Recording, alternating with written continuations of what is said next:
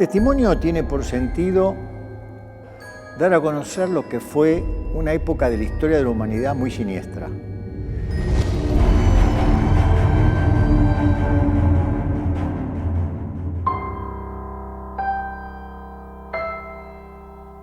Yo nací en Polonia, en Vilno. Mi infancia fue muy linda, muy buena infancia. Y era una niña muy feliz. Tengo una hermana que felizmente se salvó junto conmigo del Holocausto, de la Shoah. Yo escuché a mis padres hablar sobre la guerra, sobre las invasiones, pero yo no entendía nada, tenía 11 años. Pero sucedió y comenzó la guerra. Cuando entraron los alemanes a Vilno, lo primero que fue, mis padres no podían trabajar más. Nosotros no podíamos concluir colegios más. No se podía caminar por la calle, sino por la calzada. Teníamos que usar una estrella de David en pecho y espalda.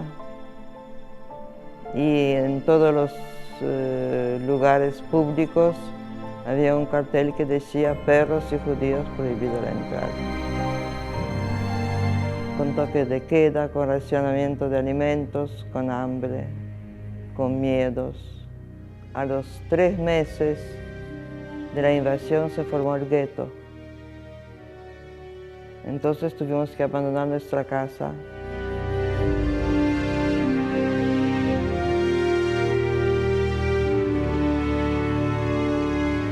Yo con aquel entonces tenía ya 13 años, pero tenía una amiga, muy amiga, que vivía en el mismo piso que nosotros. Y yo tenía una muñeca que fue el último regalo que nos hizo mi papá, y esa muñeca era algo que yo adoraba. Y siempre jugaba con esa amiguita que no era judía. Y cuando nosotros bajábamos para ir al gueto con el nazi, yo tenía mi muñeca y ella me la sacó. Me dolió muchísimo la acción de esta chica que yo creí que era sinceramente amiga mía.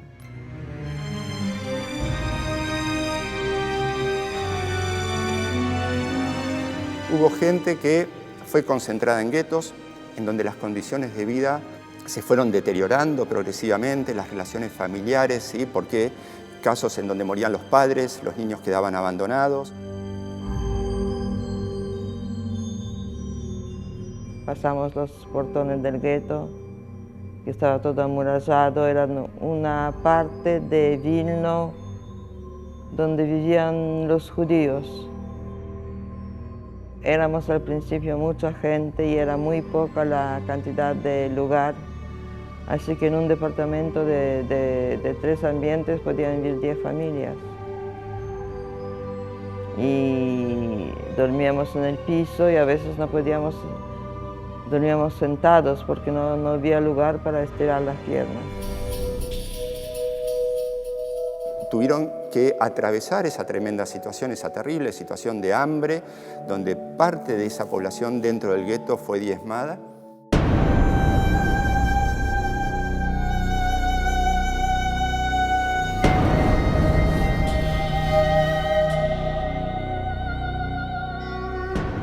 Y eran 2 años de vida muy difícil en el gueto, muy difícil.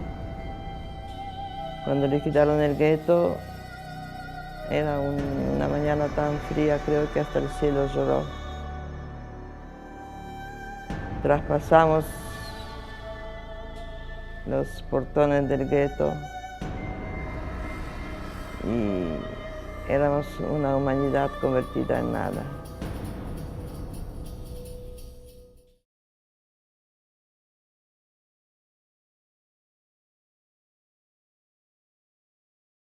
El Holocausto va a tener, digamos, una modalidad que no se había visto, que no tuvo precedentes, que fueron los campos de exterminio.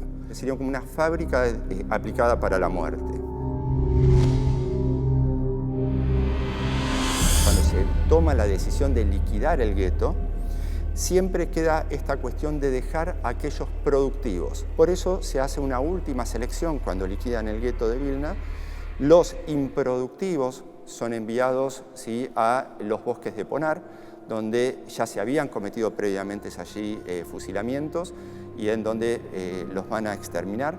Y los productivos son enviados a estos campos de concentración en donde tienen que hacer distintos trabajos.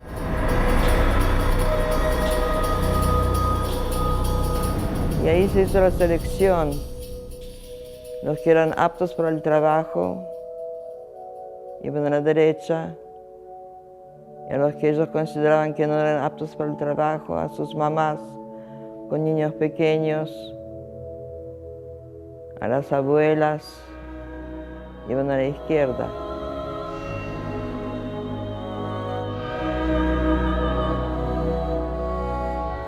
Las únicas dos que fuimos a la derecha fue mi hermana y yo. Ahí perdimos a toda la familia. La última vez que vimos a mi papá antes de separarnos de él le dijo a mi hermana: cuida a la nena. Y ella lo cumplió.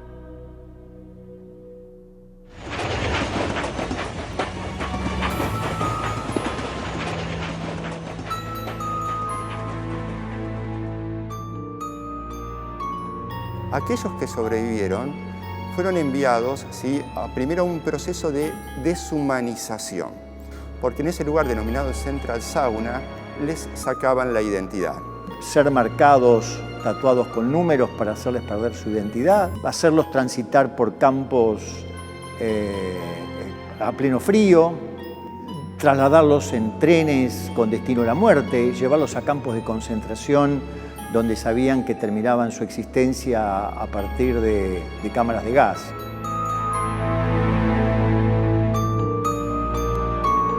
Cuando llegamos a Kaiserwald era de noche, oscuro, y nos llevaron a los baños, a bañarnos. Y nosotros pensábamos que este era el final, que iban a salir gas. Y mi hermana me abrazó y todos nos abrazamos. Y cuando empezó a salir un chorro de agua, nos parecía mentira que todavía nos salvábamos. El número ya representa una pérdida de identidad, ¿sí? El raparse el pelo, ¿no? Las mujeres todas rapadas, el uso de un uniforme, perdían el nombre, ya debían aprender ese número, ya tenían que saber responder, ¿sí?, cuando los llamaban por el número. La indiferencia, era tremendo lo que sentíamos. Estábamos completamente perdidas.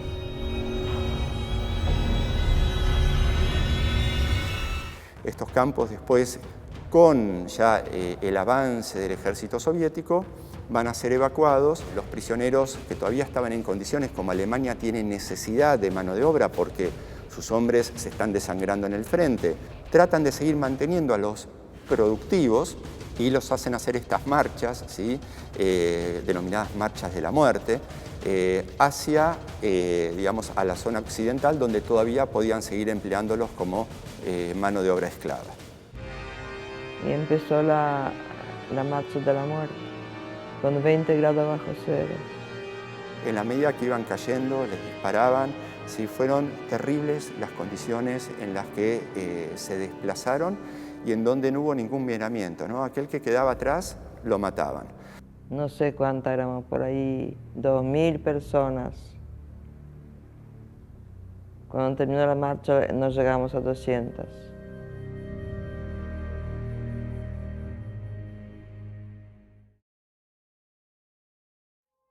La última vez nos llevaron a un establo,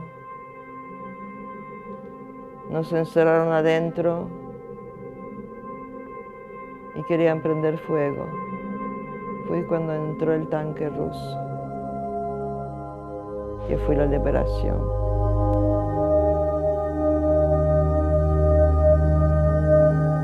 No sé con qué fuerza rompimos las puertas y salimos. Los soldados se pusieron a llorar cuando nos vieron, porque éramos despojos humanos. Yo estaba enferma de fiebre tifoidea. Tenía 16 años y pesaba 25 kilos.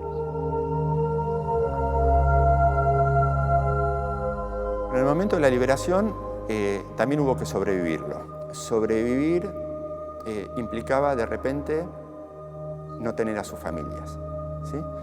Implicaba decir, ¿a dónde voy? ¿Vuelvo a mi hogar? ¿Sí? Muchos casos de los judíos orientales, sus hogares habían sido ocupados, mientras sí, muchos los daban por muertos, no podían volver a sus hogares. Muchos de ellos terminaron en campos de refugiados o en campos de desplazados, como se los llamó, a la espera de encontrar ¿sí?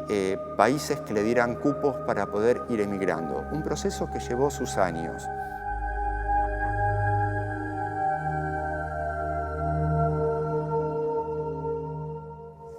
Es muy difícil tratar de entender cómo buscar darle valor a una vida después de estas experiencias tan traumáticas que indudablemente los marcaron de por vida. El genocidio del pueblo judío con el nazismo no tiene comparación con ningún otro acontecido entre los pueblos. Yo personalmente no hay perdón ni olvido. No hay perdón ni olvido en nombre de nuestros muertos seres queridos.